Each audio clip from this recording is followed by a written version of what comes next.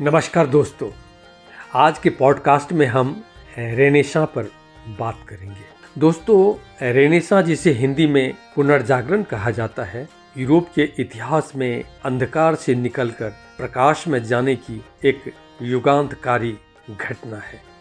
यह मानव के बौद्धिक और वैचारिक क्षेत्र में जागृति का एक बड़ा क्रांतिकारी कदम था, जिसने मनुष्य के दृष्टिकोण और सोचने के तरीके को बिल्कुल ही बदल दिया। आधुनिक यूरोप का आरंभ पुनर्जागरण से ही माना जाता है, क्योंकि इस बड़ी घटना ने वैज्ञानिक, तार्किक और आलोचनात्मक दृष्टिकोण, विचार की स्वतंत्रता, चर्च के प्रभाव से कला और साहित्य की मुक्ति तथा प्रादेशिक भाषाओं के विकास को संभव बना दिया। जैसा कि पुनर्जागरण शब्द से ही पता चल जाता है कि पुनर्जागरण का मतलब होता है फिर से जागना। इतिहासकार फिशर के शब्दों में मानववादी आंदोलन का आरंभ, धर्म के क्षेत्र में नवीन दृष्टिकोण, स्थापत्य और चित्रकला का नया स्वरूप,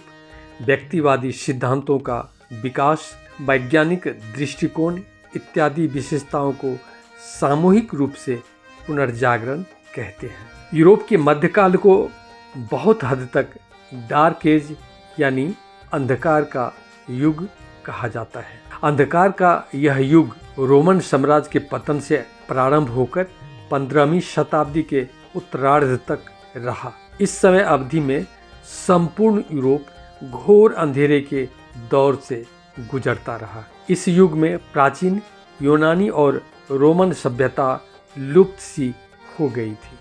ज्ञान की किरण गायब हो चुकी थी। एक्चुअली मध्य युग की चिंतन प्रक्रिया न तो हिस्ट्री पर आधारित थी और न साइंस पर। इसमें तर्क और आलोचनात्मक दृष्टिकोण का बिल्कुल अभाव था। आस्था और विश्वास से जुड़ी मान्यताओं के आधार पर निष्कर्ष निकाले जाते थे। सारी चिंतन प्रक्रिया रूढ़ियों से जकड़ी हुई थी। राजनीति, साहित्य, कला तथा जीवन के अन्य सभी क्षेत्रों पर धर्म का शिकंजा कसा था।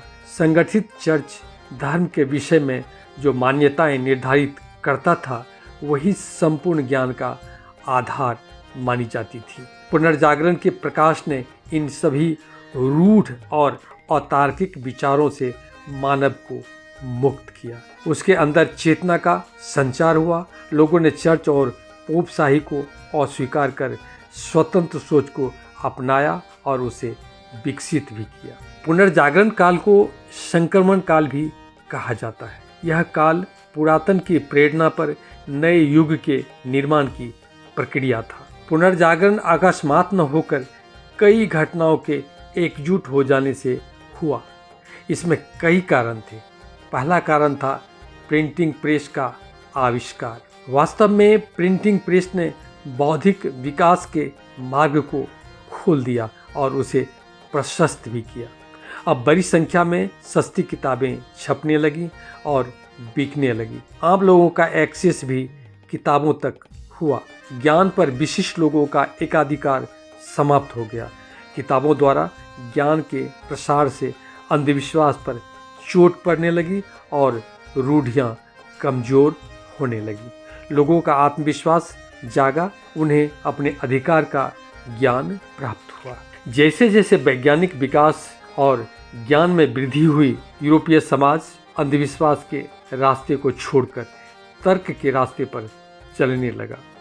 आप कह सकते हैं पेपर और प्रिंटिंग प्रेस ने पुनर्जागरण की आग में घी का काम किया। दूसरा कारण था कुस्तुनतुनिया पर तुर्कों का अधिकार। 1453 ईस्वी में पूर्वी रोम साम्राज्य की राजधानी कुस्तुनतुनिया पर तुर्कों के अधिकार हो जाने के कारण आजीविका की खोज में हजारों यूनानी विद्वान, दार्शनिक और कलाकार इंग्लैंड, फ्रांस, जर्मनी, इटली आदि देशों में चले गए। वे अपने साथ प्राचीन यूनान और रोम का ज्ञान तथा विचार पद्धति भी अपने साथ ले गए, जिसके कारण उन देशों में ज्ञान का प्रसार हुआ, जिसने पुनर्जागरण को काफ़ी सहयोग दिया। तीसरा कारण धर्म युद्ध।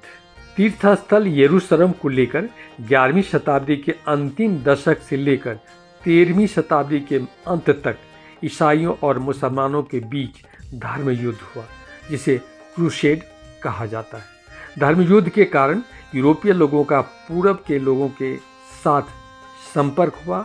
ऐसे में लोगों के बीच नए विचारों का आदान प्रदान हुआ, फलतः पुनर्जागरण को बल मिला। चौथा कारण, व्यापारिक समृद्धि। व्यापार के सिलसिले में यूरोपीय लोग कई देशों में पहुंच गए, जहां वे नए और प्रगतिशील विचारों से अवगत हुए। व्यापार के विकास से यूरोप के कई नगर बसे, जो अंतर्राष्ट्रीय व्यापारिक केंद्र के साथ साथ स्वतंत्र और वैज्ञानिक विचार के केंद्र भी बन गए। व्यापारियों ने साहित्य और कला को प्रोत्साहन दिया, फलतः पुनर्जागरण को हवा मिली।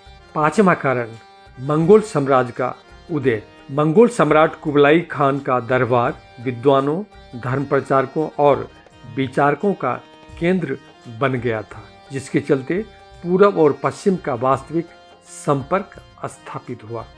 ज्ञान, विज्ञान और विचारों के आदान प्रदान का यूरोप के लोगों पर सकारात्मक प्रभाव पड़ा। दोस्तों, पुनर्जागरण का केंद्र इटली था, फिर वहां से उसका प्रसार संपूर्ण यूरोपीय देशों में हुआ। पुनर्जागरण ने साहित्य, कला, विज्ञान सहित जीवन के प्रत्येक क्षेत्र को गहराई से प्रभावित किया। साहित्य और कला में अब मानवीय संवेदनाओं, मानवता, तार्किकता, जीवंतता, प्राकृतिक और भौतिक सौंदर्य को महत्व दिया जाने लगा। धार्मिकता की प्रधानता कम हो गई। साहित्यिक रचना में अब केवल यूनानी और लैटिन भाषाओं को ही नहीं, बल्कि क्षेत्रीय भाषाओं को भी काफ़ी महत्व दिया जाने लगा और उन भाषाओं में कई उत्कृष्ट रचनाएं हुई। साहित्य में धार्मिक कट्टरता और पुराणपंथी विचारों के विरुद्ध व्यंग्यात्मक भाषा में रचना होने लगी। अंधविश्वास और धर्माधिकारियों के जीवन प्रणाली की खिल्ली उड़ाई जाने लगी। दोस्तों, इस तरह हम देखते हैं कि पुनर्जागरण ने तर्क पर बल देकर मध्ययुगीन धर्म और परंपरा से नियंत्रित चिंतन को मुक्त कर तर्क को बढ़ावा दिया। विचारों की प्रामाणिकता के लिए निरीक्षण यानी ऑब्जर्वेशन, अन्वेषण यानी इन्वेस्टिगेशन और प्रयोग विधि यानी एक्सपेरिमेंटेशन का महत्व बढ़ा।